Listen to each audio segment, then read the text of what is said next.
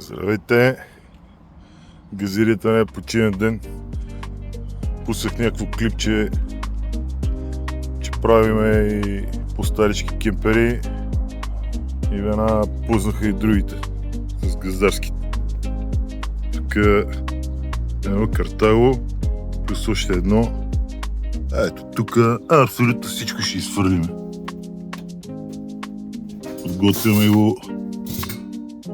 Тук това нещо изчезва, слава се 2000 волт ампера, мултиплюс на Виктрон.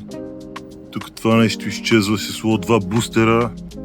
Тук тия акумулатори изчезват, ще се сложи литиев акумулатор 628 ампер часа. Бърза връзка газ и там някакви ремонти още. Даже ето ви нещата, соларната инсталация ще са 2 по 215 40 волтови соларни панели на Виктрон.